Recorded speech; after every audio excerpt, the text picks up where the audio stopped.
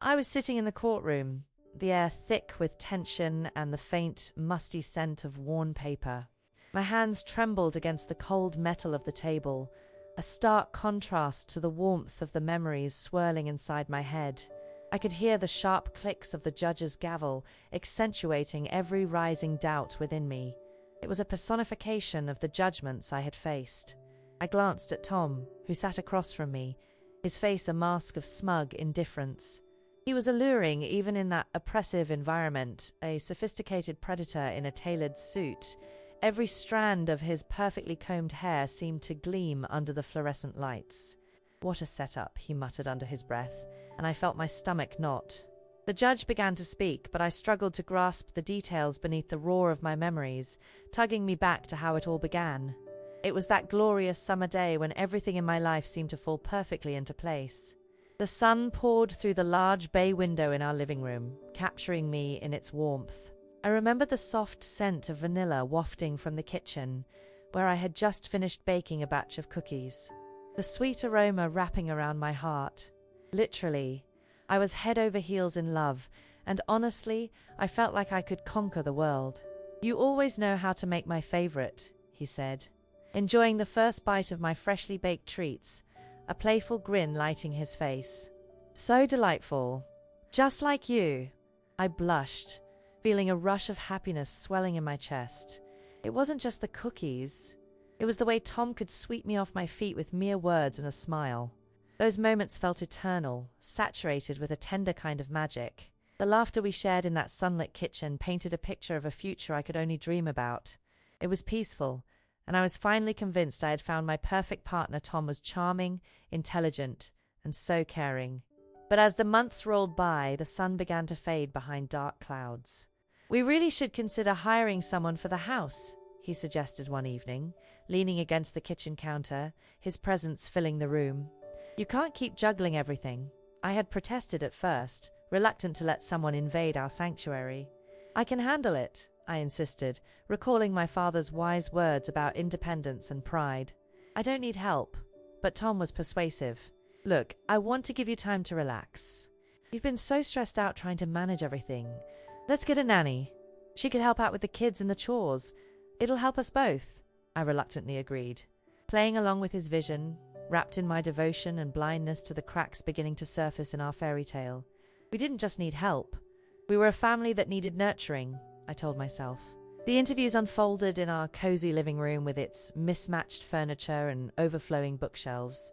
A parade of candidates, each more charming than the last, drifted in and out. But when Maggie walked through the door, she transformed everything. Her laughter erupted like laughter from a bubbling brook. But it was the way she interacted with the kids, how she made them light up with simple games and stories that truly captivated us. "I can't believe you made it through that list of questions." I laughed, looking at Maggie. "I know, right?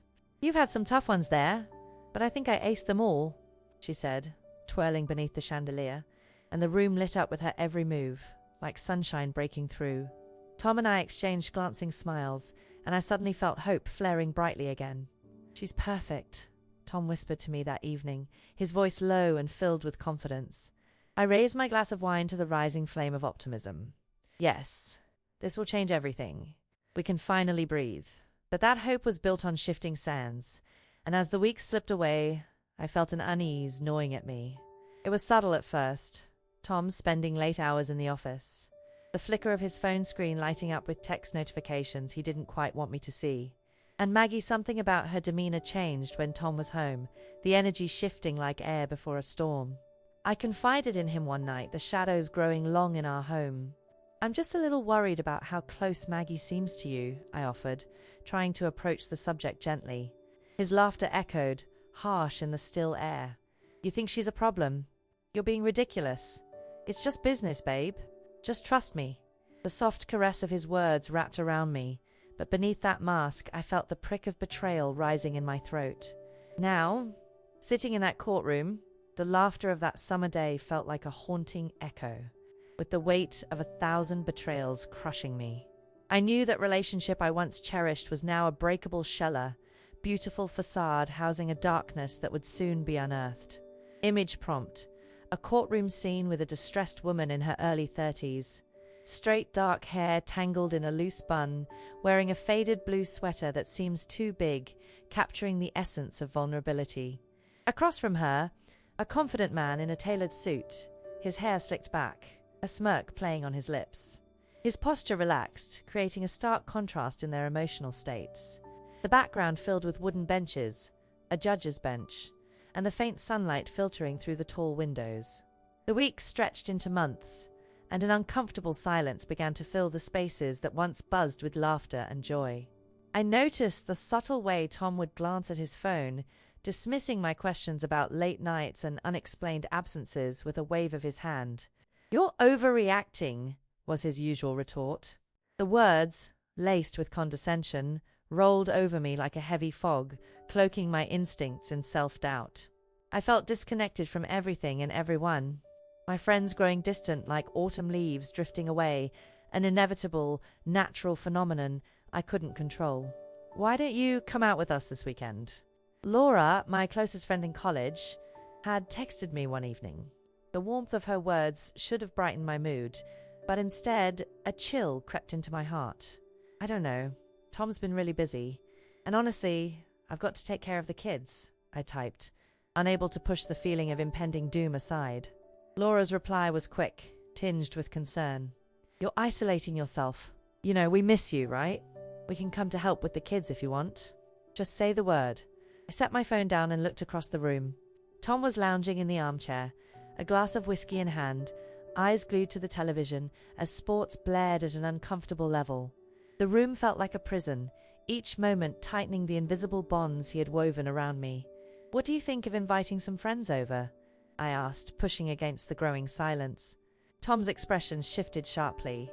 "You wouldn't want to do that. They don't understand our lives. You've got your hands full. Focus on what's important. A clean house, happy kids, and don't forget, I need to unwind after a long day at work. But I miss them," I ventured, clutching the remnants of my confidence. "Look, you're being selfish. I work hard so you can stay home.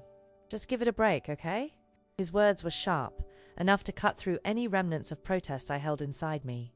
I took a deep breath and retreated, my spirit fracturing bit by bit. Days turned into weeks, and soon it was just routine. The cacophony of tiptoed conversations with myself became my only refuge. I'd wake up, make breakfast, and then tackle the mountain of chores that always came crashing down. The kids needed me, and that thought consumed me. But the lack of adult company gnawed at my heart, a hungry beast left unprovoked for too long. One crisp autumn afternoon, as the leaves outside shifted from green to hues of deep orange, I found myself scrolling through social media. Pictures of my friends laughing under fairy lights, enjoying life, made my heart ache. I felt invisible. My existence dulled, like an old photograph fading with time. "Tom," I said hesitantly that evening, looking up from the lived-in couch, "I feel really disconnected. Do you think I could at least see Laura? Just catch up." "Aren't you being a bit dramatic?" he replied, not looking up from his work. "You're a mum now, remember? You have responsibilities. The kids need you here. They're growing up, and you could lose those moments if you keep stepping out." I opened my mouth to respond, but the weight of his gaze silenced me. I could feel that silent brick wall he had built between us, and each argument pushed a brick further into place. The isolation deepened, and I began to lose myself in the daily grind. The once cherished dreams dissipating into nothingness. My self-confidence crumbled under the pressure of his words. He was the anchor keeping me tethered, or perhaps the very chains dragging me down into an abyss. I poured my heart and soul into being the perfect wife, mother, and homemaker, while an invisible cloak of despair smothered my past identity. By the time Maggie settled in, I was desperate for any relief I could grasp. I remember the day I decided to go through the hidden camera footage. Something deep down was telling me that I needed to check if she was truly the right fit. As I clicked the play button, the dread coiling in my stomach felt heavy. What would I find? As the grainy video came to life, time slowed and the world around me faded. The sound of Maggie's laughter blended painfully with the whispers of doubt echoing in my mind, making the allergy-like lump in my throat ache more intensely. "You shouldn't worry about what goes on in this house," Tom's voice boomed through the clip. Familiar and yet eerily unsettling. "You're here to help, right? Why don't we get a little closer?" My heart raced, Did I really need to uncover the truth, or was I already drowning? The laughter echoed louder as I leaned forward, heart thudding against my ribcage, catching a glimpse of what was unfolding, a revelation wrapped in deceit. Image prompt: a dimly lit living room where a distressed woman in her early 30s, with dark under-eye circles and wearing an oversized green sweater, sits on a worn couch, her fingers trembling over her phone. The shadows project an ominous influence over her, contrasting with the bright screen showing her children playing in a separate video. She looks haunted. In the background, a tailored man in a business suit appears, his back turned, talking to a young, radiant nanny with a captivating smile. The ambience feels tense, emphasizing the division between past joy and present turmoil. I leaned over my laptop late one night, the soft glow illuminating my tired face. The stillness of the house felt heavy, punctuated only by the distant chirping of crickets singing their lullabies in the night.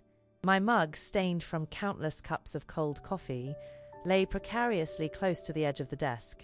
I took a deep breath, the stale air in the room filled with the faint smell of detergent lingering from the laundry I had done earlier. As I scrolled through the various tabs open on my browser, school schedules, meal plans, even bedtime routines, I stumbled upon a new window I hadn't opened myself. It was magnified, a document with a familiar header. My heart raced. This wasn't just a random file. It was a receipt, a delivery receipt, to be precise. I squinted, the screen flickering under the weight of my curiosity. The contents read, "Delivery of flowers, 24 red roses."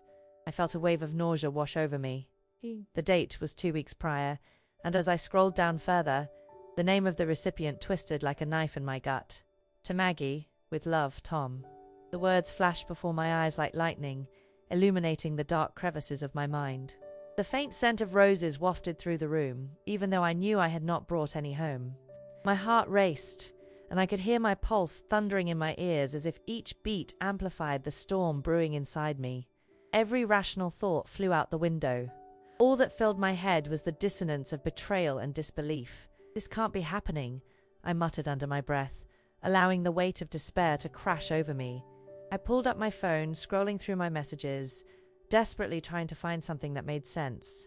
When I reached Tom's texts, my fingers trembled. There were late-night exchanges that felt hauntingly familiar, conversations that had slipped past my notice. Was I so engrossed in my daily duties that I allowed this deception to flourish unnoticed? "Babe, working late tonight. We'll call you later," one read, while another was simply a heart emoji posted without context. Who were these messages meant for? My heart sank deeper as I searched for clarity, grasping at straws in an overwhelming sea of doubt.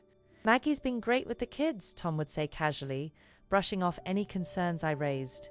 "You know how hard it is for me to balance work and home life. Just trust me." His words echoed mockingly in my mind, tinging every innocent memory with suspicion. I couldn't help but remember the sweet scent of freshly baked cookies. The aroma that once symbolized happiness now felt tainted. How could I have let my walls crumble carefully so easily? My heart felt heavy, a resolute panic setting in as I wondered if their relationship had blossomed behind the very curtain of my home. "Maybe I'm overreacting," I whispered to myself, desperately seeking hope. "It's a misunderstanding." But the stench of deceit filled my mind, bitter, suffocating, mingling with the remnants of the perfume Maggie wore every time she came over. A fruity floral blend mixed with an undertone of something richer, darker.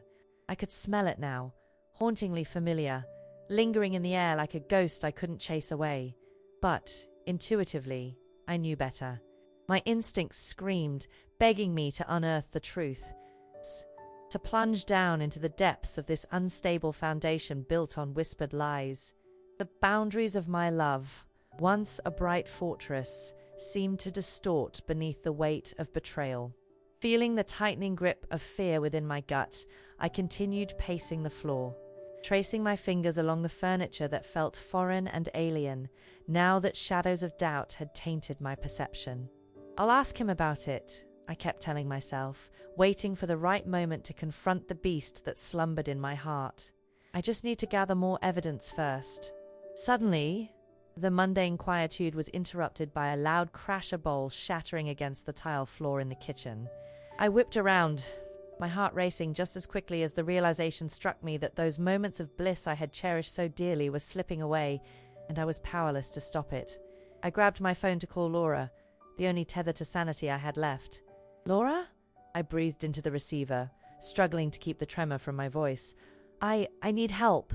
Right now." Confusion echoed back in her voice. "What's going on? Are you okay?" No, I'm not. It's Tom and Maggie. I need you to come over," I stammered, my heart invoking a wave of anxiety. What had I gotten myself into? As I hung up, uncertainty flooded me. All I could think of was how my world had shifted on its axis, the nurturing love I had clung to now replaced with a churning chaos. Whatever I unearthed, I would face it head on, because every second spent in doubt was becoming a suffocating prison, trapping me further in a web that smelled of secrets and betrayal weaved by those I loved.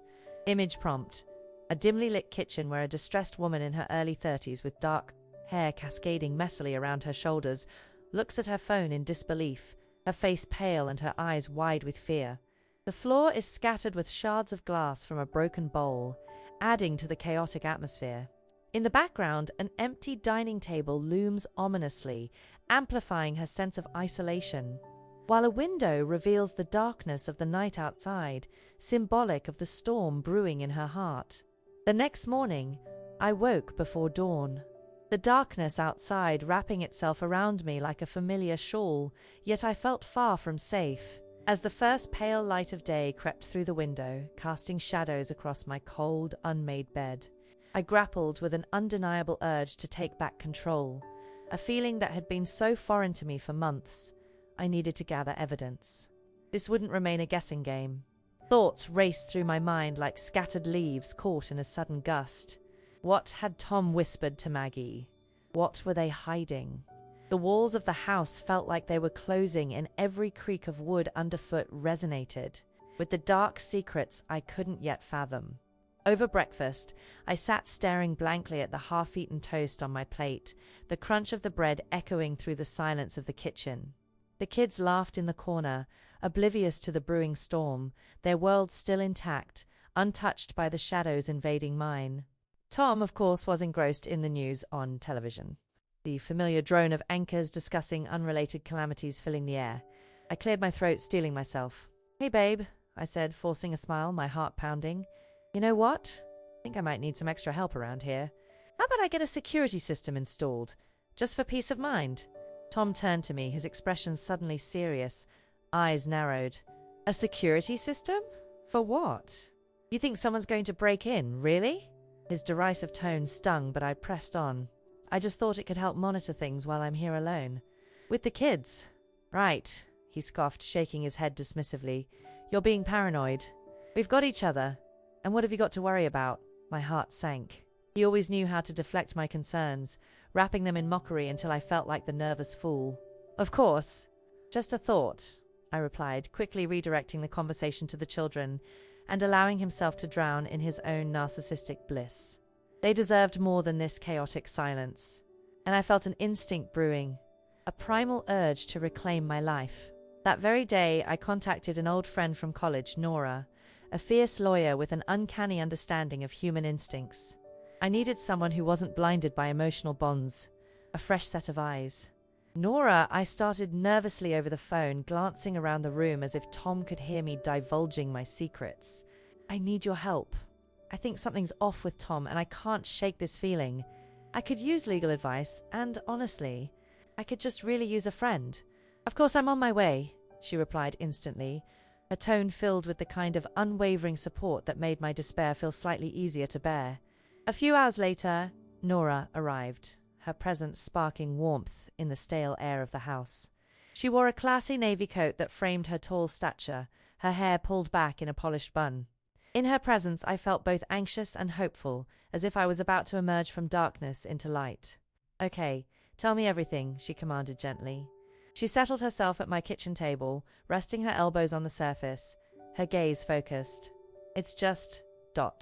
Things with Tom have been weird since we got Maggie.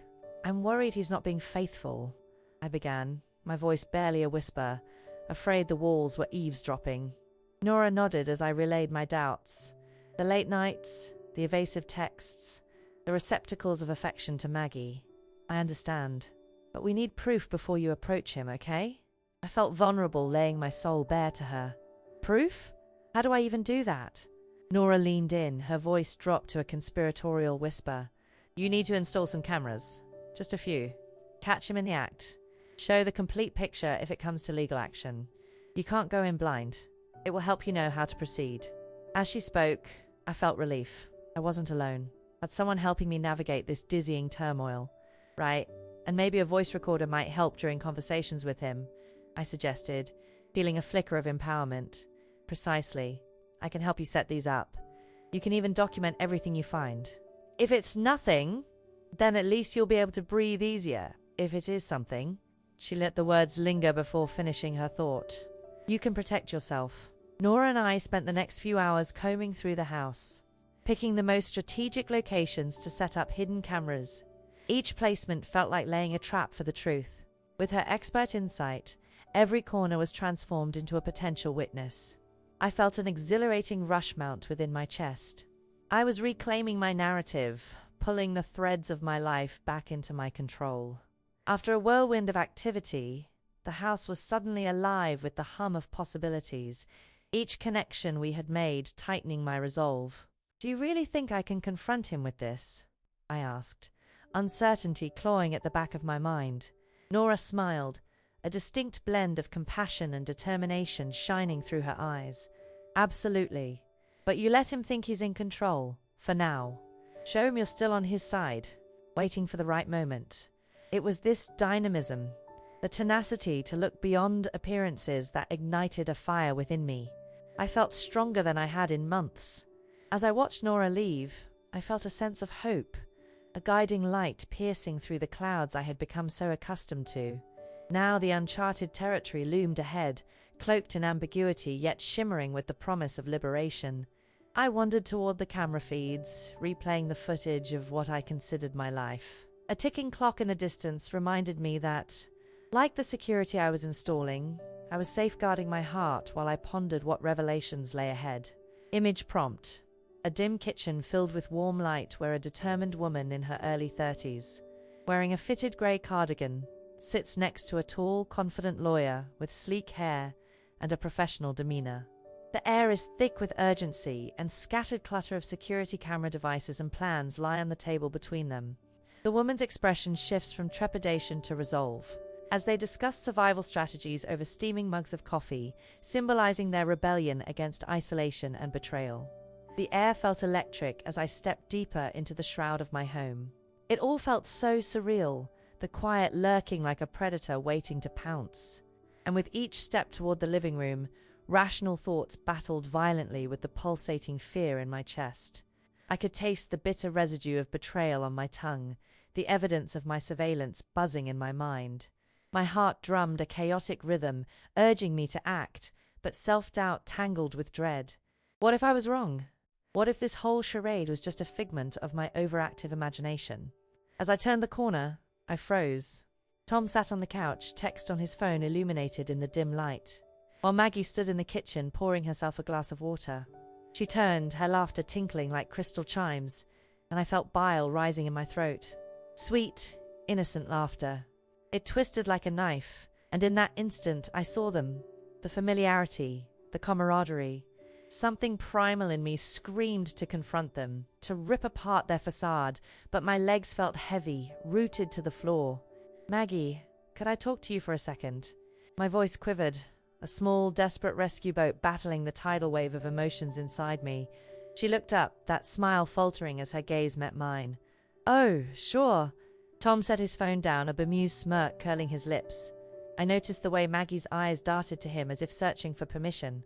Is it something serious? Tom asked, feigning casual interest, but the coolness of his tone made my stomach knot further. Yes, I managed to say, willing the confidence to surface. I need to speak with you both. In private, Maggie visibly swallowed, her laughter fading as she shifted her posture. Okay, let's see what this is about. Tom stood up, the tension wrapping around us like a thick fog. Why the urgency? What's the matter? I could hear the pulse of my heart pounding in my ears. I know about the flowers, Tom. The words surged out, each syllable cutting deep. I was ready to unleash the evidence I had discovered, but the light shifted, and suddenly I felt exposed, like a deer caught in headlights. Maggie blinked, her eyes wide. What flowers? I don't understand what you're talking about. How can you act so innocent? I shot back, my voice shaky but firm. I saw the receipt. The roses he sent you. Anyone would feel belittled and betrayed, particularly since you've been living in our home. Really? Tom laughed. A staccato burst, slicing through the tension.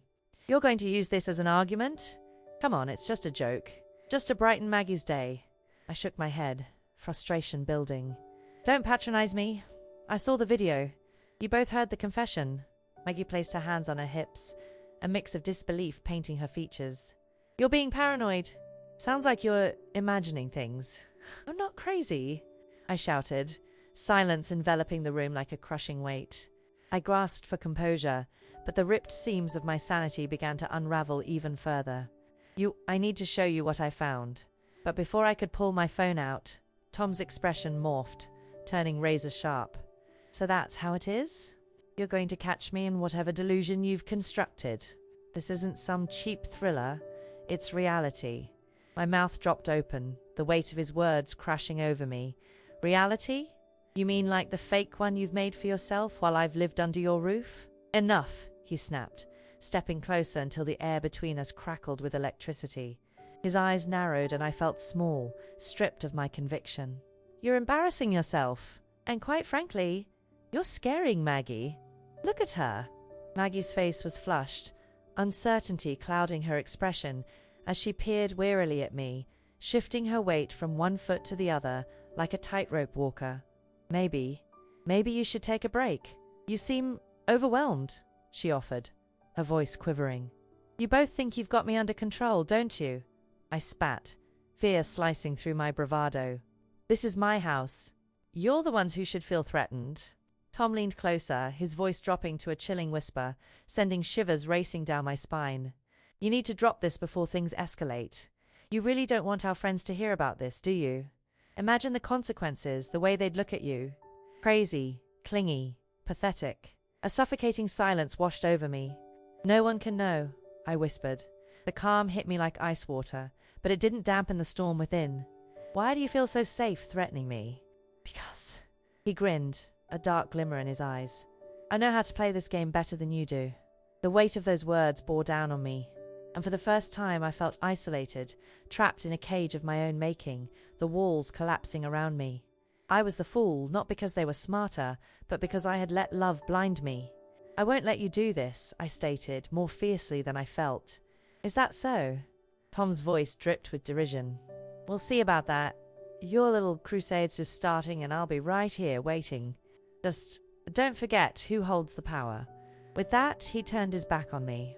Laughter echoing through the room as I crumbled to the floor, my heart sinking into an abyss of uncertainty and despair. Was I truly alone? The haunting realization clawed at me, propelling me further into the shadows.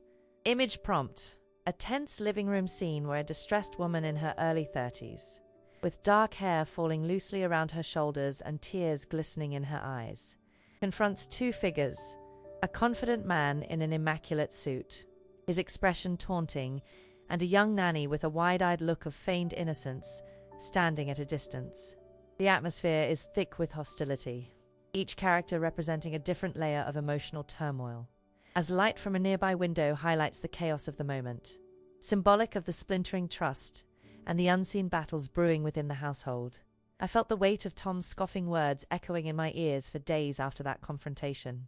The grip of despair nestled deeper into my chest, squeezing out any remnants of hope that had tried to cling to life. The walls around me felt like they were closing in, cocooning me in a prison I had unknowingly built. I spent hours replaying our confrontation in my mind, the taste of bitterness lingering like a bad aftertaste. I had to devise a plan. I couldn't stay vulnerable forever, but Tom's power over me twisted tighter. Each morning I woke up to the sharp reality of my situation, a blur of panic mingling with hollow determination. Tom was increasingly distant. Sometimes I caught him exchanging amused glances with Maggie when they thought I wasn't looking. The edges of his smirk a sword digging deeper into my rapidly weakening spirit. One evening, the air in the house felt starkly colder than usual. I watched the clock, its relentless ticking mirroring the heaviness in my heart, reminding me that time was slipping away like sand through fingers. The kids were already asleep. The house felt unusually quiet except for the murmur of conversations drifting from the living room. "Babe, you seriously think it's a good idea to keep her on?" Tom said, a low chuckle entwined in his voice as if our conversation was a comedic spectacle. "She's an asset, after all. Who knows? Maybe this is just a rough patch for you." His words made my stomach churn. What made him think this was just a rough patch? I steeled myself and finally walked into the room. "Tom," I said, trying to sound composed despite the tightening knot in my throat, "I need to know, what's really going on between you and Maggie? Dude, are you still on about this?" Tom waved a hand dismissively, his expression morphing into a mixture of mock pity and anger. "You seriously need to get a grip, babe." "A grip? You think it's easy watching you waltz around as if nothing's happening? You sent her flowers. You think that was a casual act?" I pushed back, my voice tinged with a desperation I wished I could hide. He arched an eyebrow, amusement radiating from him. "Are we seriously going down this road again? You've got to be kidding me. Just answer me, please," I pleaded, my resolve crumbling under the weight of validation. "Fine. It was a joke. She's a great nanny. I'm just being friendly." "Friendly?" I echoed, incredulous. "A friendly joke doesn't involve bouquets. I can see right through this. You're being ridiculous. How's it going to look if I bring this up to my friends? They'll think you've lost your mind. You've got your kids to think about. Stop being selfish." His words sliced through me like glass, my face flushing with indignation. "Selfish? You think just because you're the breadwinner here that I—" "Listen." He leaned closer, his eyes fierce. "This could end up very badly for you. Do you want me to take the kids away? Do you want that to happen? Because you know I will fight." He leaned closer, his voice low, filled with a quiet, menacing threat, and my heart sank. "You're living in my house. Don't forget that." I stumbled backward, the blunt reality crashing over me in raging waves. I had given everything to him, my trust, my love, my very identity, and now those waves threatened to drown me. I felt small and powerless, like a candle flickering in a storm. Desperation clawed at my throat as I stumbled back to my room, willing the darkness to envelop me as I fought to suppress the agony twisting inside. The feelings of despair saturated the air, and I wrapped my arms around myself as if clinging to a fragile existence. Maggie, she was the turning point. The pressure built until I finally told Laura everything. "He's going to throw me out," I cried over the phone, seizing each tremor that shook my voice. "He won't let me keep the kids, and Maggie, she has her claws in him. I can feel it." "Breathe," Laura instructed softly, her voice a warm touch amidst the chaos. "I'll be right over. We'll figure this out together." As I paced my room, I felt the tendrils of fear wrapping tighter around my chest. What if I lost everything? My children, my home, the life I had built so painstakingly. The thought felt suffocating. The very thought of them not being there with me, of waking up to an empty house, sent waves of nausea crashing over me. After what felt like an eternity, I heard the front door creaking open. I rushed to the living room to find Laura standing there, her face filled with concern. "Let's talk about this," she said, wrapping her arms around me. "I'm so scared, Laura." I held onto her tight, the warmth of her presence a small relief. "What if he kicks me out? I have nowhere to go, stupid. The kids would. They'd hate me. I don't think I could survive that." "Listen," Laura said firmly. "You are stronger than you know. Let's make a plan. Have you thought about calling a lawyer? Because I really think you need to start thinking about this seriously." I shook my head, imagining the stormy confrontation waiting on the other side of this fragile sanctuary I was living in. I can't lose my home, or the kids. It's all I have left, but my fears loomed like dark clouds. The realization that I could be uprooted from everything I held dear tightened its grip around me until it felt suffocating. "I'll help you, I swear," Laura said, squeezing my hand to anchor me. "Don't forget your strength. You're a fighter. We'll find a way." As tears welled in my eyes, I felt an ebbing strength rising within me, a flickering light in the deepest of shadows. They thought they had destroyed me. If you hate bullies, hit the like button. Image prompt. A dimly lit living room where a distressed woman in her early 30s, with tousled hair and tear-filled eyes, grips her phone in a desperate plea. Beside her, a supportive friend with an empathetic visage stands, suggesting solidarity against the deepening turmoil. The atmosphere feels heavy, filled with uncertainty, as a pair of early childhood drawings hangs crookedly on the walls, a symbol of the innocence that feels threatened. I could feel the air in the living room thick with unease. Laura's presence was my anchor, but the shadows of paranoia crept back as I pondered what lay ahead. I clutched the edges of the coffee table, the smooth wood grounding me as I took a shaky breath. What if Tom decides to really hurt me? What if he takes the kids? What if Maggie— "Stop right there," Laura interjected, her expression fierce, cutting through my spiraling anxiety like a knife. "You cannot let fear dictate your actions. We have to be smart about this. You've already set up the security cameras, right?" "Yes," I replied, glancing at the corner where one little black orb blinked back at me. It felt both reassuring and foreboding. "Then let's get to digging. Prove to him that you're not the one to mess with." She sat up straighter, her determination sharpening the moment. "We can view the footage together and surely we'll find something concrete, beyond just flowers." We moved to the desk, the laptop flickering with anticipation as I opened the surveillance app. I felt a clawing mix of fear and hope gnawing at my insides. My fingers trembled slightly as I clicked on the first recording from the day I first sensed something was off. The video loaded, and the moments we'd captured rolled out like a narrative I had been desperate to confront. "Let's see where this rabbit hole leads," Laura said, her voice steady and encouraging as the grainy footage came to life. The colors were muted as Maggie danced into view, the sunlight glowing behind her as she poured orange juice, her laughter spilling through the air like music. But moments later, Tom walked in. My heart began to thrum wildly. The familiarity of what came next filled me with dread. "What's going on?" I heard myself say through gritted teeth. "Weren't you supposed to be at work?" Maggie inquired playfully, her demeanor far too flirtatious for my liking. "Let's start with still making money for you, babe," Tom laughed, draping his arms around Debbie's shoulders, my heart dropping as the warmth in his expression felt so genuine. I couldn't keep watching this replica of my past life. "Stop!" I exclaimed, feeling bile rising in my throat. Those moments, they meant everything to me. "Let's fast forward," Laura said, her eyes narrowing as she expertly tapped the screen. As we skimmed through mundane moments, the dialogue between them devolved into whispers tinged with intentional secrecy. It was heart-wrenching, and I fought back the tears, reminding myself of the strength I was destined to gather. "Wait!" I whispered loudly, my breath halting as I caught a glimpse of something suspicious. On the screen, Tom and Maggie were now huddled close at the dining table, low conversations, electricity crackling between them, and my pulse quickened. "What's going on?" Laura asked, her voice scarcely above a whisper. Suddenly Tom pushed something across the table, a small stack of envelopes. "This is an investment, and I trust you," he said, his tone heavy with intrigue. Maggie beamed. "You think we can pull it off? It'll solve all our problems." Panic washed over me, my heart being drummed by the weight of comprehension. "What investment?" I asked, squinting for clarity. What the hell were they talking about? I don't know.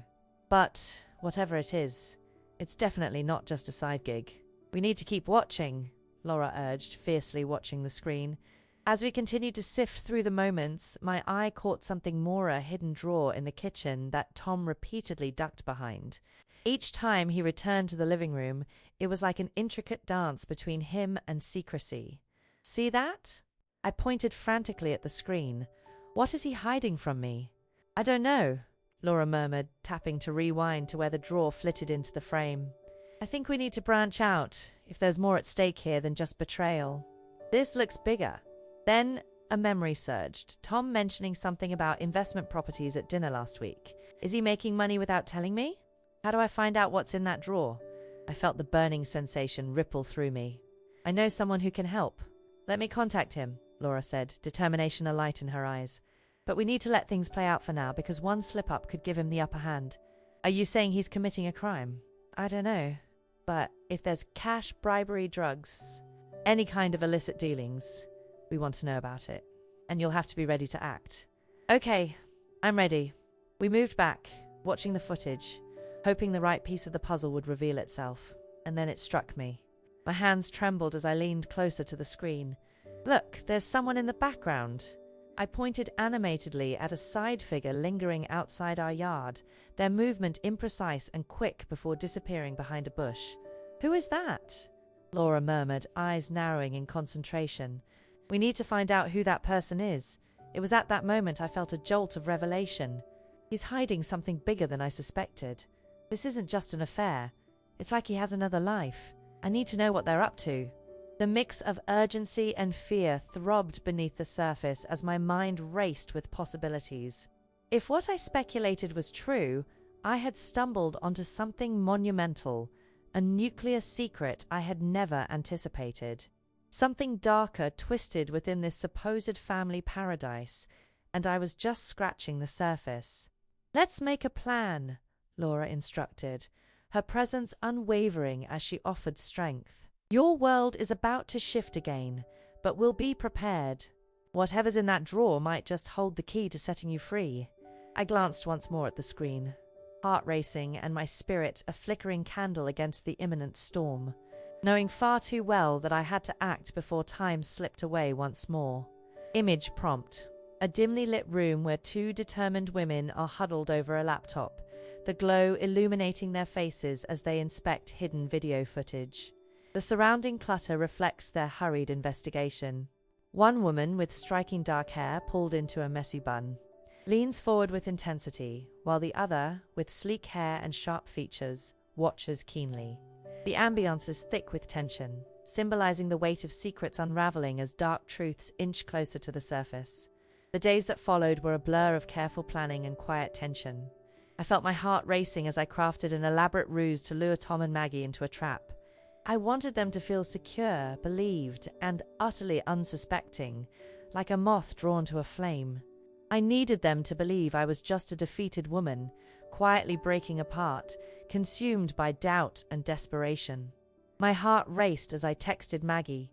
The plan was to invite her for a family gathering, making it sound like a casual get-together for the kids.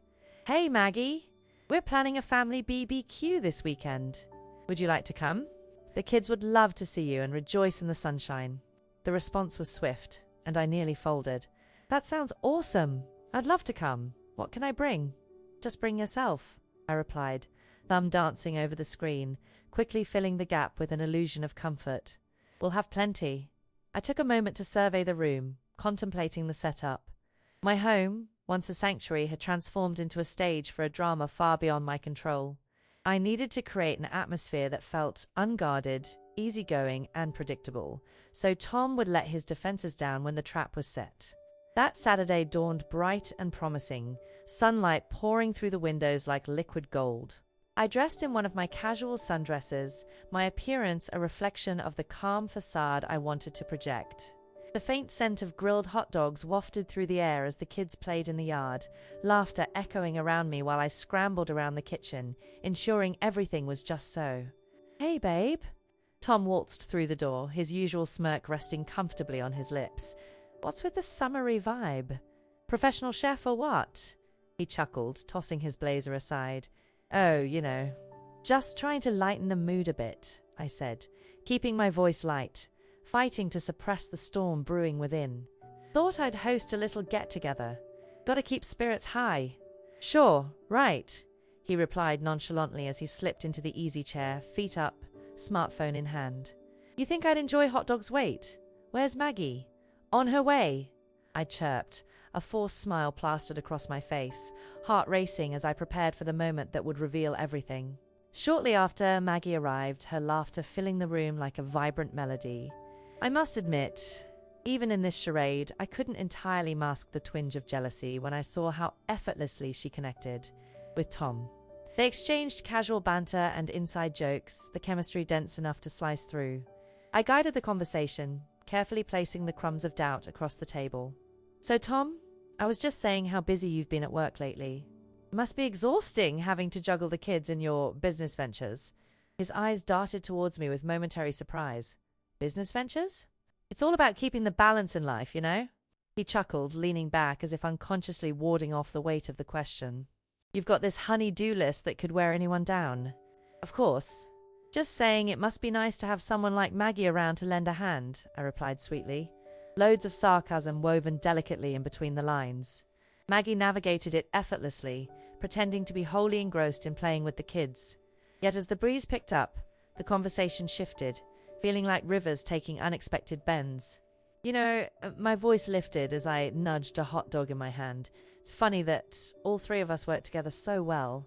I mean, the synergy in this family seems perfect. Almost too perfect. Tom raised an eyebrow at the jab but chose to downplay it. We make a great team, don't we, Maggie? Absolutely. She beamed, straightening up, excitement bubbling over. As the sun began to descend, casting a warm golden hue over us, the moment approached. With my pulse thrumming wildly, I decided to drop the facade, letting silence weave itself around us like a thick blanket. In all seriousness, how's everything going with you two? I mean, with the things around here? I do hope you both feel at home. Tom glanced quickly at Maggie, a hint of caution creeping into his expression. Everything is fine, right, Maggie?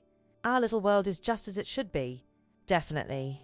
You've been such a generous host, she smiled, but there was something frantic in her eyes, as if she sensed my scheme unfolding. True. Though I have to say, sometimes I wonder, what if friendships start turning sour? I let the words hang in the air, barely controlling the tremor in my voice. Things can get complicated, can't they? Tom shot me the look, a warning flickering as he sensed the change in atmosphere. You think this is messy? Come on, we're all just friends here.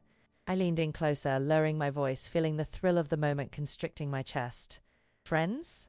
Why don't I believe that? You two seem closer than I thought, almost. Inseparable. My voice dripped with feigned concern, igniting tension, coaxing in the truth. Suddenly, laughter erupted from the yard, a raucous cheer made by the kids, and I seized the opportunity. Well, decisions must be made. I have to talk to you both about something extremely vital. Tom straightened up, wary now. What is it?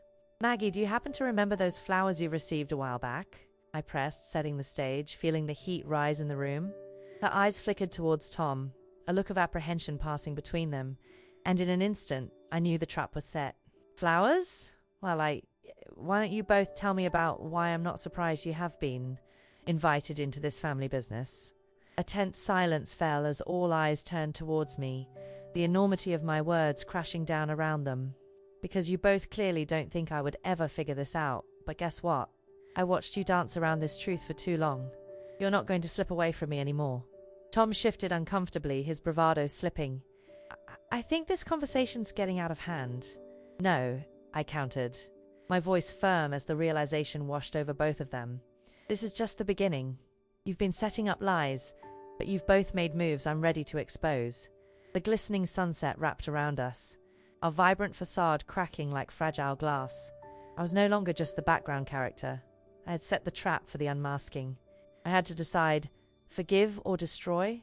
Tell me in the comments. Image prompt. A sunlit backyard scene during a BBQ filled with tension, where three individuals stand around a table, an anxious woman in a sundress with a determined expression, a confident man crossing his arms defensively, and a bright nanny with wide eyes, instinctively looking back and forth. The atmosphere feels electric, and vibrant picnic decorations contrast with the mounting tension, symbolizing the unraveling of deceit cloaked in familial warmth. The day had finally arrived when I would expose Tom and Maggie for the deceitful duo they were. I stood in front of the courthouse, my heart thundering against my chest. The sharp scent of rain lingered in the air, a reminder of the storm I had weathered over the past weeks. I inhaled deeply, willing the anxiety to subside. This was my moment, and I wasn't going to tremble. As I entered the courthouse, the bright fluorescent lights cast a stark glow over everything, amplifying my determination. The courtroom felt both intimidating and strangely empowering. I caught sight of Tom sitting at the plaintiff's table. His meticulously tailored suit a facade for the traitor he truly was. His self-satisfied smirk tugged at me like a knot in my stomach. Are you sure you want to do this? Laura whispered, her supportive presence grounding me. Yes, I said, letting the conviction in my voice seep into my very core. It's time the truth came to light. The judge entered, and the gavel echoed relentlessly as he brought the court to order. My hands trembled slightly in my lap as I awaited my turn. When the moment finally arrived, I stood confidently, glancing briefly at Tom, who sat with a face plastered in feigned nonchalance. "Your Honor," I began, my voice steady, despite the shadows of doubt that threatened to creep in. "The allegations against me are not only unfounded but deeply misguided." I could see Tom's brow furrow ever so slightly, and it fueled my adrenaline. "The reason I'm here is to unveil the truth about my husband, Tom, and the nanny you all believe to be just an innocent blessing in our lives." Gasps swept through the courtroom, and I could almost taste the disbelief that echoed through the ranks of the spectators. "I have video footage that will prove my husband's infidelity, that it was not simply a one-time betrayal, but rather part of a larger manipulation." "Objection!" Tom's lawyer interjected, his voice dripping with arrogance. "This is merely histrionics meant to tarnish my client's name." "No, Your Honor," I pressed, feeling the heat surge through my veins. "This is not theatrics, this is evidence. I will expose every edge of this betrayal. I refuse to let my dignity be sullied any longer by lies and stonewalling." I met Tom's gaze head-on, refusing to be intimidated. "Tom, you believed I would stay naive to the truth forever? That I wouldn't catch wind of the games you've played?" An air of expectation enveloped us all. Laura looked at me with pride, and as the judge nodded in acknowledgement, I pulled out my phone, opening the video feed. "I have the recordings," I declared, the tremor in my voice transforming into a resolute power. "What you didn't expect is that I wasn't the only one dedicated to uncovering the truth." The room fell silent, and every eye turned toward the screen as I queued up the hidden footage. I watched as Tom's face fled with color, his arrogance stripped away bit by bit as the reality of the situation began to sink in. The video filled the room, a graphic insight to their betrayal. I watched as Tom entered our home 2 weeks before, a bouquet of roses in his hands, a clandestine gift meant for Maggie. "I can't wait to surprise you, Maggie. You are the real reason I come home, you know." Tom laughed, his tone sickeningly sweet. Every murmur of disbelief transformed into a wave of anguish as Maggie appeared, her laughter ringing through the courtroom like a soft chime. "Did you really think your wife wouldn't notice? This is insane, Tom." I could see Tom recoil at the line, a flicker of guilt unraveling the mask he carefully crafted over the months. The recordings showed late-night secret meetings where they whispered conspiracies of the future, exchanges of money and illicit plans, all designed to build a life on the ruins of mine. "You think she's weak, not worth struggling for?" Maggie's voice dripped honeyed venom, the ex-girlfriend simply disrobing her innocence once and for all. "Watch her crumble while we rise, Tom." "I can't wait." Laughter rippled across the courtroom, mingled with the sounds of disbelief and the faint buzz of chaos. A mixture of sympathy for me and scorn for Tom.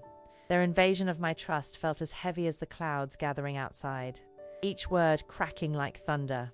"Your Honor," I said, catching my breath as I faced the judge, my heart ready to burst from everything pushing through it. "This is not just about flowers and late-night rendezvous. This is about deception. It's about taking away a home, a family, using a false narrative. It cannot be tolerated." I shifted my gaze to Tom, fury burning like embers. "You had it all. A family, a beautiful home, yet your greed led you to destroy every semblance of what we once had." Tom fumbled, his bravado slipping further. "None of this is true," he called out, the cracks in his confidence becoming visible as panic edged his voice. "This is a setup." "No, Tom, you're the setup." I shot back, brilliant conviction sweeping over me. "And it's time the truth set me free." The air was electric around the courtroom. As the judge turned and declared he would review the evidence, "Based on the sheer weight of what has been presented, I will consider the implications of adultery and emotional distress in this case." Tom's face had now drained of color entirely, and the sound of my heart beating to a veteran rhythm pulsed in tandem with the hope blossoming inside me. "Every villain is falling one by one," I breathed, savoring the taste of redemption. I had come to dismantle the deception, clothe myself in truth, and reclaim the life stolen from me with cold, calculated elegance. Sitting back down, I felt the sensations of power ripple through me, ready to flip the narrative once and for all. Image prompt: a courtroom filled with tension, where a determined woman in her 30s stands confidently before the judge. Her dark hair falls in waves, her attire elegant yet understated, a symbol of empowerment. Across from her, her ex-husband sits pale panic etched in his eyes, while a woman beside him, disarmed and humbled, casts down her gaze. The air is thick with anticipation, sunlight streaming through the window, illuminating the palpable emotions surrounding the unfolding betrayal. As I stood in the courtroom, the realization began to sink in. My life was about to change irrevocably, and for the first time in what felt like an eternity, I felt powerful.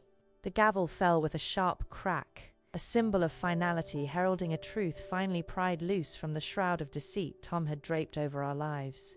I would finally emerge from the fog, unscathed and ready to embrace the light, despite what had come before. Once the verdict announced the dissolution of our marriage, I could hardly contain my trembling excitement. Tom sat across from me, his eyes wide yet devoid of the cocky arrogance he used to brandish, a hollow shell of who he once was. I could see the anxiety etched on his features, the financial ruin. The impending loneliness yawning before him like a dark abyss was the karmic consequence of his actions. "Just wait until we can talk privately," he hissed, attempting to claw back some semblance of control. "You'll regret this." "No, Tom. You're the one who will be regretting every choice you've made," I replied, reveling in the confidence that bubbled to the surface. The lioness had finally awakened within me. "Regret? How absurd. This was never about you," he snapped, the layers of his facade crumbling like dust. I glanced at Laura, who stayed beside me, an unwavering pillar of strength. "Let's go," I said, eager to escape the remnants of our shattered relationship and bask in the awakening of my freedom flavored with bittersweet triumph. The days faded into weeks, and soon I found myself in the sun-drenched embrace of peace. My house had transformed into a sanctuary where laughter flitted through the air, the children's voices tethering my heart, allowing old wounds to heal. I couldn't ignore the thrill of impending joy, the sweet tang of mornings filled with newfound hope, or the smell of pancakes wafted through the air, mingling with the children's happy chatter. "Mom, can we go to the park today?" My son bubbled during breakfast, his eyes wide with wonder, as if the world had been reborn in color. "Absolutely. Just let me finish up," I chimed back, the warmth of joy shining brightly on my face. The burden of dark memories felt lighter still. The cell phone buzzed beside me, interrupting my blissful morning. It was Laura, who had been a fierce ally throughout this tumultuous journey. "I wanted to follow up with you. You've heard about Tom, right?" "Not really. They haven't said much." "Why?" "Let's say things have escalated rather quickly," she replied, her tone dripping with humor. "Bankruptcy looks like a fitting crown for him, don't you think?" "What do you mean?" I asked, intrigued yet empathetic. "Would you believe he's been embezzling funds from his own clients? It's all coming out now. He might be facing prison time," she explained, her laughter ringing like the tinkling of wind chimes. I felt a strange blend of emotions swirl within me. Sympathy washed over like a fleeting wave, but there was also a spark of vindication. "Wow, I can hardly believe it, but I'm not surprised. He'd do anything to stay afloat." "Apparently, his well-structured empire was just a house of cards," she replied. "Now he's facing the consequences, all due to his ego." As I hung up, the sensation of freedom swelled inside me. Underscoring the core truth, I had emerged untouched from the ashes, while he was now left battling the demons of his own making. I felt for the first time in years that I could breathe easily, shedding the weight he projected onto me. The children and I piled into the car, ready for our day at the park, laughter filling the air as we headed toward the playground. The sun streamed through the trees, illuminating the path before us as if we were walking into an endless meadow of opportunity. It dawned on me how swiftly life could shift, like the changing seasons. Meanwhile, Tom's reality unfolded differently. I heard bits and pieces through friends and media. He was facing bankruptcy proceedings, while also dealing with potential prison time, a taste of the solitude and abandonment I had felt, but never lavished upon him. Alone in a cell, stricken with shame and deception, he would have time to ponder his choices. When the sun dipped below the horizon that day, the painted sky felt surreal, a stark contrast to the bleakness I imagined would now inhabit both his life and Maggie's. There would be no roses for them, no perfumed welcome, only misery and the truth of their deceit. "Mom, look at the sunset!" my daughter chimed, pulling my focus back to the present. I smiled, wrapping my arms around them as we watched the colors bleed into one another orange. Pink and violet merging in harmony, a reflection of what I had reclaimed: love, joy, and freedom. Isn't it beautiful? I breathed, cherishing the sweet innocence of these moments. Their laughter echoed clear and pure, an antidote to the darkness I had come from. The future held promise, glistening like the sunset before me, a canvas upon which I would paint my new reality. And I vowed that I would rise each day, grateful for this second chance, and ever aware that strength was forged through every tear. Live life how you should, I whispered, embracing the colors of tomorrow. Subscribe for more karma. The next story teaser tugged at my mind, a light flickering in the distance. What about the crazy family I met trying to trick a newcomer? That one's certainly worth telling. Image prompt: a vibrant sunset scene in a park where a joyful woman in her 30s embraces two children. Her dark hair dances in the soft breeze, and an expression of hope glows on her face. The sky morphs with hues of orange, pink, and violet, creating a breathtaking backdrop symbolizing liberation and renewal.